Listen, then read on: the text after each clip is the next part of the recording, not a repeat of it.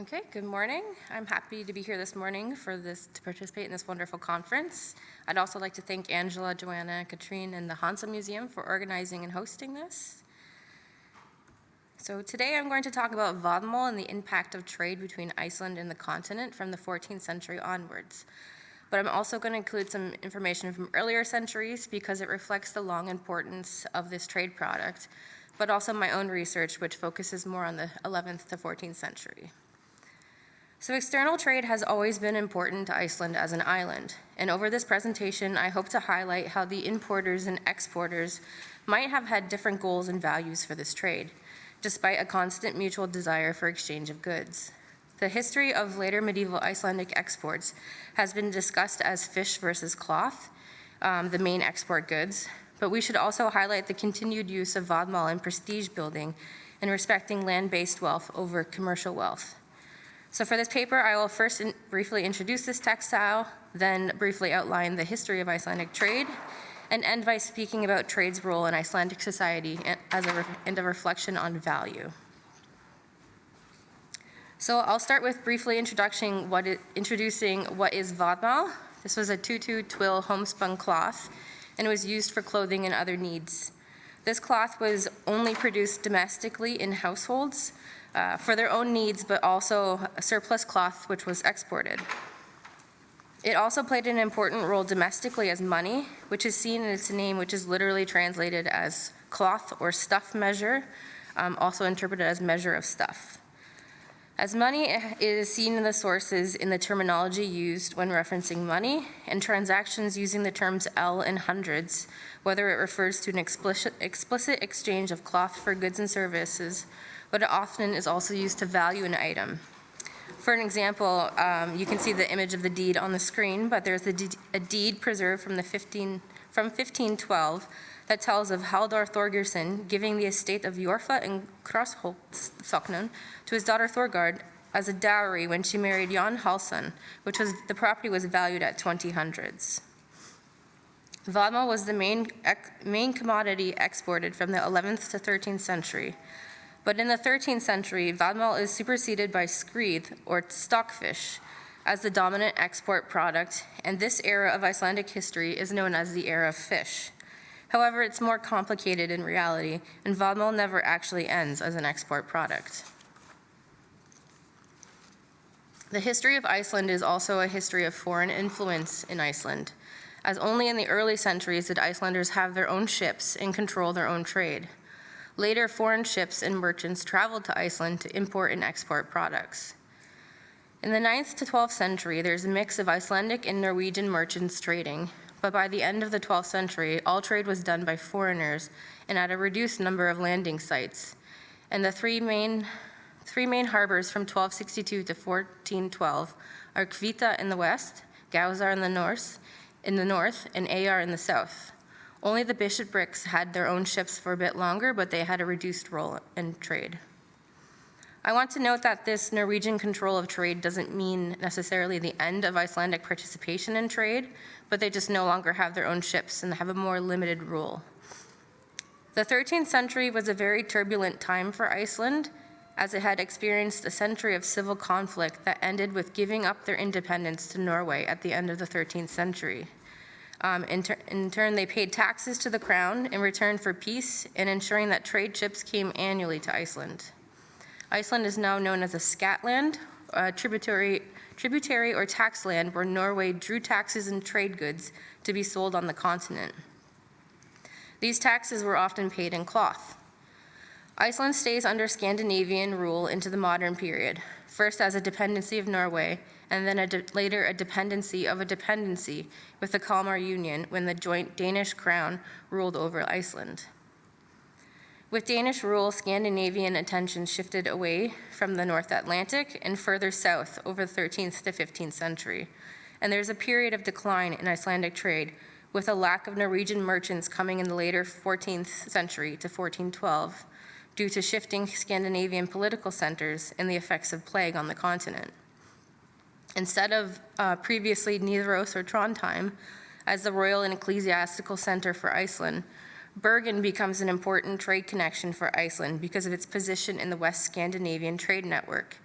and trade is done mainly through the Bergen staple, through Norwegian traders and increasingly Hanse traders from around 1280, who outcompeted the Norwegians from the 1310s and had privileges established in 1343 and a monopoly in 1361. There was occasional conflict between German cities over trade with Iceland, relating to who had the right to sail there, such as the account from Lübeck in the Chronicle of Christian van Garen, secretary of the Bergen merchants in Lübeck, which mentions, among other things, the royal permission to sail to Iceland from 1468, and riots in Hamburg because of the trade with Iceland in 1483. From the 15th century, there is an increasingly direct trade by English merchants from around 1412 to 1558, who buy stockfish but also fish themselves in Icelandic waters, and then German merchants from around 1470 to 1620, especially from Hamburg. This trade is done at seasonal trade sites and landing places located near the fishing grounds, mainly in the south and west. Things change in the 16th century when the Danish crown establishes a monopoly on trade in Iceland as they become more interested in trade with Iceland again. And from the 1547 on, they banned trade with foreign merchants. This trade with Denmark is mainly centered in Copenhagen, and there are 20 permanent trading sites established in Iceland with one shop at each site. So the focus is on cloth, but unlike other presentations this week perhaps, for this period I cannot talk about cloth alone because it is not the only and not the dominant trade good. Cloth is traded at ship landing sites which act as marketplaces, but other commodities played important roles there too, and it is important to highlight this to show what was needed in Iceland. In particular, demand for fish is one of the answers why vodmal continued to be exported in the later medieval period. The main export product from Iceland was vodmal from the 11th to 13th century, then skrýð or stockfish from the 13th century on, with a boom in the 1340s, but was in decline by the end of the 15th century. These two products have dominated the historical literature on trade. In Iceland, prices on all the main commodities were fixed. They're set annually at the national parliament, known as the kaupsetning, the fixing of prices. A letter from 1480 from the Icelandic sheriffs and lawmen to King Christian I of Denmark complains of foreign merchants overwintering and exchanging commodities for too high of a price, and that they needed to stick to the set prices, including fixed prices for skrýð, vodmal, butter, and other commodities. There are also other important export products, including other types of fish, with salted fish from the 16th century, fish oil, sulfur, butter, gyrfalkens, meat, and other wool products like raw wool, yarn, and sheepskins, and eiderdown. Quantity and demands for these fluctuate over the centuries with changing foreign demands and needs. Imports were essential to Iceland throughout all of its history due to a climate limiting agricultural production and its geographical isolation from other markets. Necessities were key to survival, though in theory it was self-sufficient. These necessities included grain, cloth, timber, and foodstuffs, but there are also luxuries imported for the elite and the church needs, such as wax and liturgical materials. Goods from Norwegians included necessities and luxuries, but also European culture in terms of language, society, and religion. As a side note, it's important to note that these ships also moved people, with Icelanders being active at Norwegian court and other courts abroad, and people travel with ideas, religion, and culture. Iceland at this point is still part of the Norwegian realm and are culturally Norse. Goods from the 15th century on came in with a variety of necessities and luxuries, including shoes, boots, linen, tools, weapons, and wine. Historian Gunnar Karlsson says that this English connection would have brought many novelties to Iceland, with a wider variety of goods that had been available before in Iceland.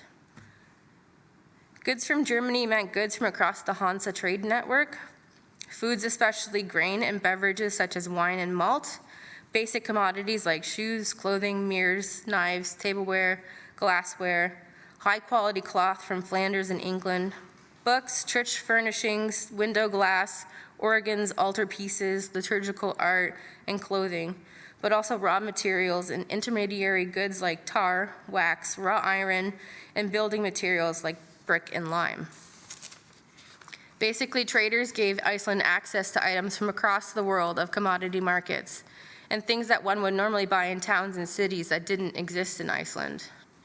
There were limited choices for Icelanders. Quoting Natasha Mailer, up to the 17th century, for Icelanders, it was not a question of buying a German jug or an English jug or a local jug, but rather a question of getting a jug at all. During the heyday of Hansa trade with Iceland for about 200 years, the majority of all imported material culture available to Icelanders came through the merchants of the Hanse. So I've included these imports here to emphasize that cloth played an important role in export and import, cloth going in and cloth going out, with domestic cloth and foreign cloth both being consumed locally. The shift to fish as the dominant export commodity has been considered the end of vodmal in historiography. But vodmal and wool and yarn were still important export products into the modern age, just not the dominant product and in smaller quantities. For example, the bishoprics were still using vodmal as export and producing it on its own estates or receiving them as tithe payments, as there is a record from 1543 of an agreement between Jacob Thode and 3 Icelandic representatives of Bishop John Arason from Hólar concerning his debt of 2 fish to Thode, which was to be paid to Thode's representatives in Hannaford in fish, or if not available, the same value in vodmal or other commodities. The account of tonnage and weight at the port of London in 1463 tells of a ship of Tama Roger with Tama Bedloe having a chest of 2 rolls of vodmal, in addition to counterfeit arras and Holland's linen. This cloth currency remained an important local currency and value unit for centuries longer, using the units ells and hundreds compared to ounces of silver or other measures also used like weight. This was especially used for land valuation, rent, and tithe payments. It was also still consumed locally by people of all social status, but foreign cloth as well, both ordinary and luxury cloth. However, this has always been the case that foreign cloth was consumed, especially for the elite who could afford expensive imports or brought cloth back with them on their travels. From the research of Penelope Walton Rogers and Michelle Hauer-Smith, who studied textile fragments at the church estate at Reykholt, a church farm site that had 526 cloth fragments, only 7.2% are foreign imports. And from the farm layers, there's imports from worsted twills from northern Germany, silks from Flanders or England, and some fine woven tabbies. And from the church area, there are less foreign textiles, but we can see some worsted twills, silks, and the Hanse period layer, mainly fine tabbies. So the 13th century was not the end of vodmal, but just the end of dominance in exports. More significantly, I think, vodmal remains an important part of the elite's lives economically because they controlled export trade and controlled society in terms of occupation and sources of income, which I'll talk about next. The late medieval period in Iceland is called the Age of Fish, when looking at stockfish as the main export product. But when looking internally, wool represents traditional society in elite mentality as a land-based agriculture. While the sea has always been part of the diet and life in Iceland since settlement period, it was never allowed to be a full-time occupation. Farming has always been dominant, and land ownership was the basis of power, as you were only allowed access to political representation if you required the minimum amount of land. Even though fishing increased in importance in exports, it did not replace farming, and from the 14th century, we see a mixed system of farming and fishing. But this was all run or controlled by landowners, both secular and religious. Neither was textile production the main economy, but a household economy with cloth trade as supplementary income. The Icelandic social system in the late medieval period was such that there was a small part of the population as large landowners, both secular elite and religious institutions like monasteries and bishoprics. But on the other hand, a larger portion of the population was tenant farmers or landless laborers who were contracted to work for landowners, both men and women, as all people legally had to be tied to a farm and landlessness was forbidden, so you couldn't be itinerant. These were year-round laborers who farmed in the busy summer agricultural season haymaking and sheep herding, and fished in the winter when there was less labor needed for agriculture, and this coincided with the cod spawning season of late winter to May. Female workers, of course, worked in wool processing and production tasks all year round, but especially in the slower winter season. Full-time independent fishing was forbidden, this is especially confirmed in the 1490 Peiningsdomer law that no foreign merchants were allowed to overwinter. There was no cotters allowed, and you must own land worth at least 300 ells of vodmel to be an independent farmstead. Instead, fishing was done at seasonal fishing camps that acted as landing points for the boats and processing sites for the fish to be dried, ready for export. The less wealthy landowners could do the fishing themselves, especially if they had access to the sea to launch their boats, but the wealthier landowners used their contracted labor force.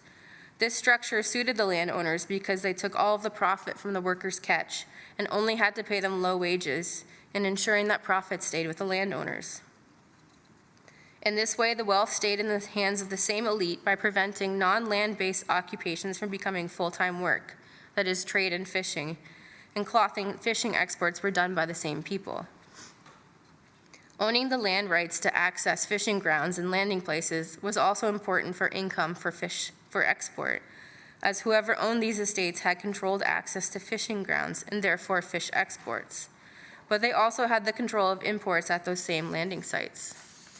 So land ownership meant access to multiple streams of income. That fish is not the only story, but it was fish in addition to farming, as half the year was dedicated to farming, which meant sheep and wool products, and income therefore came from fish and wool exports, in addition to rental income from tenancy, also tithe and tax payments paid to the church, and taxes to the king's men who were in authority in Iceland. To give an example, Helgafell was an important monastery on the Snæfellsnes Peninsula that became very rich in the 14th century. A charter from 1274 shows that it was an estate that owned only around 7 to 8 properties, but by the 14th century, it had bought and sold land and heavily invested in land with fishing rights in the Snæfellsnes Peninsula. These exports, in addition to income from rent and tithes, made Helgafell very wealthy, and is reflected in its role as a cultural center, as it was among the highest estates for book production in Iceland in the medieval period. The medieval Icelandic economy, especially in the late medieval with the rise of fish exports, reflects the stratified social organization and labor exploitation strategy of the elite to maximize the range of income, as fishing, sheep farming, and wool work was often the work of contract laborers. The impact of exports is also limited to the elite landowners through income from cloth and fish exports, but moreover that these cloth and fish came to them as tithe and rent payments, which were paid in homespun and sometimes fish, in addition to the surplus production on their own farms. So returning to the idea of conspicuous consumption, that is the consumption of luxuries on a lavish scale to enhance prestige, we can ask the question of what role vodmel played in conspicuous consumption of textiles in late medieval Iceland. As there is less known about dress and display in the 14th to 16th centuries, it's hard to make any statements about the role of vodmel versus foreign cloth in visual displays of prestige in clothing. This reflects the source material, as there's less written in the 14th to 15th centuries, and records of imports and archaeological fragments don't specify dress styles, but rather more fabric types. Instead, here we can speak more about value in terms of the role of textiles in society as a general commodity. That is, while it had the potential to enhance prestige through display, here we can only state that it was a tool used by the elite to build wealth and prestige in a society that emphasized farming and land ownership as symbols and sources of power. Prestige came from status in terms of size and the amount of land owned, that is land-based wealth. But the landed elite also took advantage of multiple sources of income, including both cloth and fish. Land was also the basis to control the import of material wealth, because they controlled the landing sites where foreign merchants could import material goods, both basic necessities like foodstuffs and cloth, but also luxuries and material symbols like wealth, like church art. Earlier in the 11th to 13th century, vodmel played a large role in building wealth through export trade by exchanging homespun cloth for luxuries, including foreign cloth. It was also used as the funds to pay for travels abroad, which of course meant the consumption and bringing back of wealth, foreign clothing, and other material luxuries, but also important social connections and cultural contact. While vodmel may have had a reduced economic role from the 14th century onwards, it still played an important role, along with other export products. Its role in export is still significant, but perhaps fish income is valued more from the outside looking in, that Iceland was seen as a gold mine for foreign merchants who wanted their fish to sell on continental markets, whereas internal social values emphasize property ownership and farming for social status, and vodmel currency would for a long time be part of the language surrounding money. Skrýð, or stockfish, was an important source of income via exports, but it was not the only income. Rental income was a significant source with a high tenancy rate, and tithes were an important source for ecclesiastical estates. Fines and taxes to the king went to the king's agents in Iceland, who could be Icelandic, and also, of course, wages were paid in vodmel. All of these were still done in vodmel into the modern period. Vodmel was still used as the medium of exchange, as a commodity currency, and as a measure of the unit for valuation of other goods and services. Culturally, trade and fishing as occupations were forbidden to Icelanders. It could only be seasonal and accessory to other work, whereas farming and land ownership was a symbol of the elite and access to power. Commercialism brought necessities and luxuries to Iceland, but there was no merchant social class here, and the expansion of trade and fishing was prevented by the landowning elite. Farming and not fishing or trading represents social capital for the elite as a land-based capital. Yet, at the same time, trade and the export of vodmel and other commodities allowed the accumulation of wealth and property and opportunities to buy foreign and luxury cloth. I will end by suggesting here that perhaps we should also consider the goals of both the buyers and the sellers in trade relations, that consumption can reflect more than just economic exchange, but also values and priorities in society.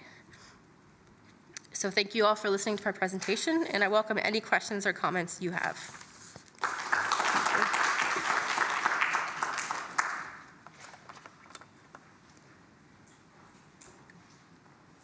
Okay, thank you very much, Megan. I'm sure there are. Yeah. Thank you, Megan. I have two questions for you, and they are not about textiles, I'm sorry. Well, one is about garments, so it's shoes. You've mentioned very briefly that shoes were being imported through the German merchants in Iceland, and maybe this is my ignorance, but I've never seen shoes being imported. I see leathers, but normally the shoes are made by other. And so I would like you to know if you're really sure that these are shoes, if they are standardized measures, because that would be quite interesting, at least for me. The second one is, you also mentioned that prices were fixed annually by the parliament. Mm-hmm. And I was wondering, do you have documents describing how did these prices were fixed? How was the negotiation process, if there was any negotiation process? Who intervened? Producers, merchants, buyers, or just authorities? I would like to. I'm also interested in those subjects. Thank you. Thank you for your questions. The first question I can't really answer. It's not my area of research, and I'm mostly quoting Gunnar Carlsson here. My guess would say shoes are imported, like as shoes and not leathers, because there's not much craftsmanship here. I would say finished products in the 15th century to 16th century are more imported because there's no towns. Everything is hamlets rather than villages. So there's no, I'm sure people could make their own shoes, but it's not like, there's no intermediary where they send the leathers to a shoemaker. It's more, you're a farmer and you would make your own shoes, but I think that I would assume that it's the shoes, ready-made shoes, go to the elite, and so it would be the higher farmers who would buy them, whereas like servants would probably be making their own shoes of, lower quality, whether it's made of felted wool or something like that, and the landowner would pass it down but I can't. That's a guess. The second question. The records we have of the Kaupsetzung, the price fixings, are the records from the Parliament. The documents aren't that complete from the late medieval period. Most of what we have are collections from the bishoprics, but we do have records of what the prices were in certain years, but it's not, let's say, like a full record of what exactly happened at the Parliament. So I don't think that I can say whether, I would say it's more of the Icelandic side deciding what the prices are, because part of it was to make sure that the merchants didn't take advantage of Icelanders because they couldn't pay inflated prices. So it's more, I would say trade in this period is more of a moral responsibility by the Danish crown or merchants that they can't, Greenland, Denmark and Norway have kind of left alone, and then they don't really know what happened to the settlement. It died out in the 15th century, and they kind of, less ships went there with harder winters. So there was a moral responsibility to feed and clothe their citizens because they were a dependency of Norway. But it's not a commercial competition of the merchants coming and saying, this is the price on the continent, this is what you're going to pay. It's more the Icelanders saying, this is the maximum that you can charge for grain, wine, or whatever, if you want access to our fish.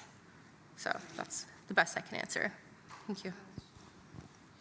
I did read an article on shoe production, but in Italy, so it might be a bit different from Iceland. But there were some pre-produced shoes, but it was mainly the wooden blocks actually that were pre-produced and not the leather. Yeah, I can tell you the reference, but it must be quite different, I guess, on Iceland. Yeah. It's not my specialty, so I can't give a certain answer. Well, I would actually have a question, something between a comment and a question. What I find so interesting, especially about Vatma and Iceland, is this textiles being not only a way to keep value, but actually money. Mm-hmm. And I find it quite interesting if then prices are fixed for something that's also used as money. And I think that is, for our purpose here, quite important to consider that textiles aren't only what we consider like a commodity, but they are much, much more. I mean, I read another book where it was on that you would have clothing always also as a way to get short-term credit. Mm. I'm not quite sure, that's another mean question, because I'm quite sure your sources wouldn't allow you to say whether or not actually clothing and textiles were used also not only as money, but also as a guarantee like for short-term credit. I don't know about, I mean, when the merchants came to Iceland, it was often sold on credit. So let's say Hansa merchant came to Iceland, he would buy their cloth, or they would buy fish, and fish could be bought on credit, but I don't know exactly how much, if it could be like a capital, like let me offer you cloth and to give you some other form of capital. It's not my... Even a form of like putting out in a very broad sense that next year you get more cloth from me, or something like that? That's hard to say because it is surplus production, not made for market. So if it's a really hard winter and a lot of sheep die, which was problems, right? You know how you have fluctuations in the agriculture year, but also bad fishing years. So people did get into trouble from selling too much and taking several years to pay back, like the example of the bishop who had a debt of fish. But it's hard to say. The sources I don't think you say so much.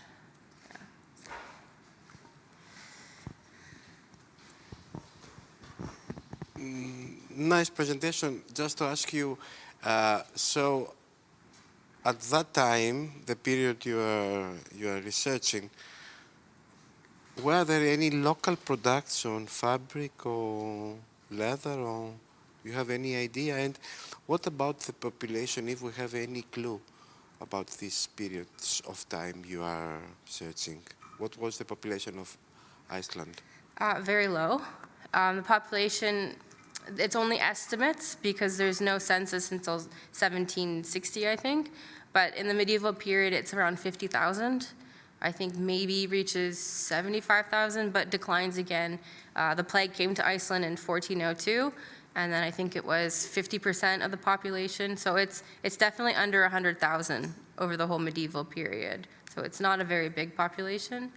And then other cloth, Vadmal is not the only cloth they produced. Linen in small quantities, but other grades of woolen cloth. But I think we need to think of this as a pretty simple society still in terms of And clothing. another question at that time, we speak about other communities of other people there, or we speak about Icelanders only? If you have any information, of course. I would say just Icelanders. There was the one law I mentioned, I don't remember if I put it on here, it's the Penningsdómur law. You weren't allowed to stay for more than the trading season in Iceland. Like, there were some foreigners there, but there were pretty strong restrictions on who could come and visit Iceland. You could visit, but you had to leave before winter because Iceland is they have a strong social support system. So let's say your farm goes bankrupt, all your sheep die, the community is responsible for taking care of you. So you would bounce between different other farms who would feed you and clothe you and help you. So it's a very small society. So if you have foreigners come who they have a shipwreck, they have to stay, but otherwise they have to leave before winter comes because Icelanders don't want to be responsible for taking care of you. So I'd say the foreigners who are in Iceland would be the mainly Danish people. So that would be, there's some Danish bishops. There's also some German bishops. King's representatives come from Denmark. There are a few English bishops, but it's pretty limited. Other communities coming to Iceland. Yeah. Okay, thank you.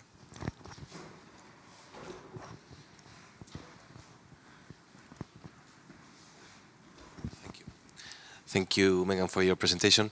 I would like to ask maybe some weird question. It's about the clothes for the ecclesiastical elites. I understand that this society maybe didn't import the finest clothes for themselves, even though they had to have a conspicuous consumption. Mm-hmm. But what about the bishop? If there was a bishop, they needed red, purple, green clothes, and I was wondering if they had a trading line to supply these necessities, like when they have to import wine in these northern countries where they can't have these kind of plants.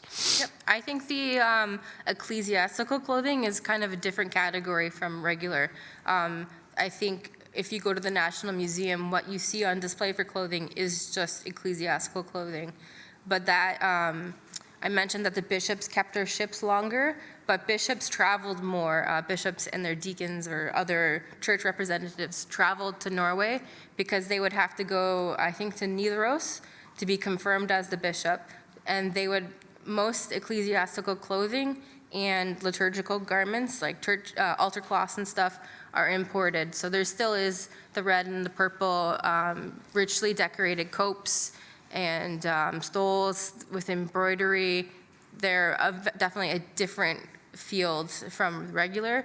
And the monasteries and bishoprics were also very wealthy, so they had more money to buy these things. I think that some of for example, the Hansa merchants would bring some things with them. There were personal connections with merchants and individual bishops, so they might have requested, hey, I need a new, a certain liturgical vestment for a certain season, and they might have done it on order, but there still is enough travel, I think, between the Icelandic religious people who would go to Europe and buy what they need and bring it back with them. There's some altar frontals that we have still that they think are made in Iceland, whether it's at the monasteries or the convents by the nuns or by rich women but it's hard to say for certain because it's not chemically analyzed where the fibers come from. But I would say the ecclesiastical cloth is mostly imported. Makes sense that it's brought by Hanse and other merchants as well. Just to maybe comment, we're looking forward to your book, but another one would be by Bart Holtermann, The Fishing Lands, which is on the fish side of the story. It has been published open access, so you want to know more about Hanse trade. Thank you for your talk. Probably I didn't get it at the beginning. What is this Vatmal? So homespun cloth, okay. And who uses it? How? When it after it's exported? So who buys it on the other side of the story? That's the big question. It has gone to the English market, Norwegian, especially through Bergen. Helgi Thorlaksson is the main person who's studied this so far, and his theory is that it went to the fishing towns. So it's a pretty rough woolen cloth. Yes, it's clothing, but mostly in my literary sources, it's talked about as like overcoats or rain gear or tunics, but it's worn for outdoor work, farming work, and fishing work. So it went to the Norwegian fishing sites. Where it went after England, I don't know. In Iceland itself, it's used as clothing, but also in the literary sources, yeah, as I say, it is the clothing of laborers, but everybody wears it too. And it does come in a range of qualities. Like you can get really rough, coarse that's used as packing and sacks for trading other items, or even you pack cloth inside of a thing of cloth. But there's also really fine grades that's a higher thread count that can be worn against the skin. But the bulk of the traded cloth is going to the fishing grounds, I think, for clothing. Just out of interest, higher thread count, what would that be? Do you know? I have to look it up, yeah. No, there's a term, Hafnervad is the term for the higher quality, but yeah, no, sorry. Just a bit obsessed with thread count these days. More questions? Otherwise, of course, there's still time in the coffee break to pick Meghan's brain on Vatmal. Thank you very much for your presentation.